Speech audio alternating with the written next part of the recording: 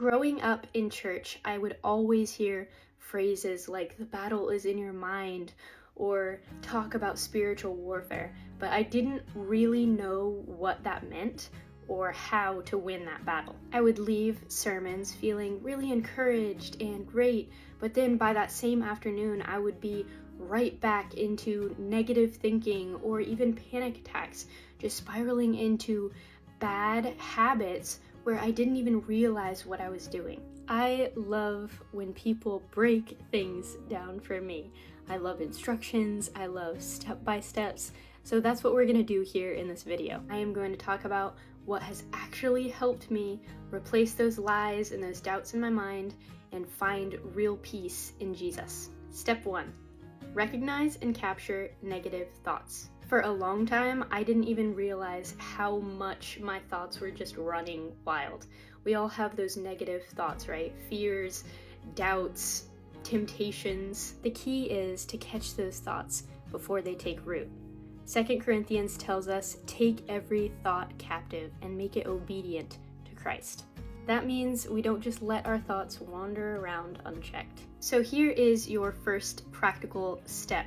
Start by writing down any negative thoughts you have throughout the day. Keeping a journal of this sort of thing can help you recognize those patterns and understand what is really triggering those thoughts. Step 2, replace lies with truth. Once you've captured those lies, it's time to replace them with God's truth. For me, this was a huge shift. I used to believe all those lies, things like you're not good enough or you'll never overcome this, until I started replacing those kind of thoughts with God's promises and the truth that He speaks over me. Scripture has a great way of cutting through the lies and really reminding us of who we really are. So here is your next practical step. Make a list of your most common negative thoughts, and then we're going to find a verse that directly speaks truth into that specific situation. For example, if you struggle with feeling unworthy, use Psalm 139.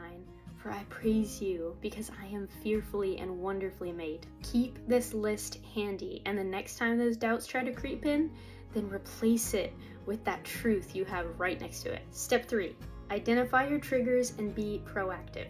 I also had to learn what triggers my negative thinking. For me, it was certain stressful situations or sometimes just scrolling through social media. Once I identified those triggers, I could be more intentional about how I approach them and how I prepared my mind. Here's your next practical step.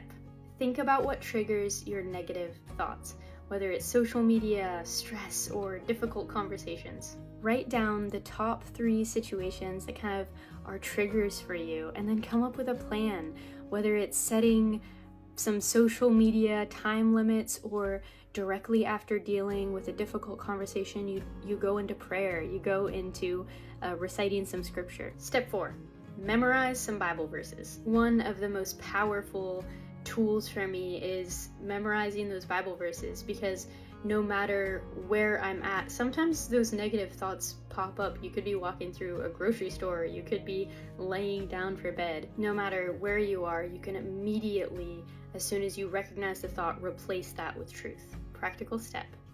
Pick one verse each week that directly addresses the problem you're facing right now. Maybe you struggle with anxiety and you choose Philippians 4, 6 through 7. Do not be anxious about anything, right? Write that verse down, say it out loud, keep it in your thoughts throughout the day. Step 5, focus on gratitude and what is true. I have said it before, I will say it again. This is so much easier when you shift your focus to gratitude. When you are thinking about what you're grateful for, it's so much easier to push out those negative thoughts.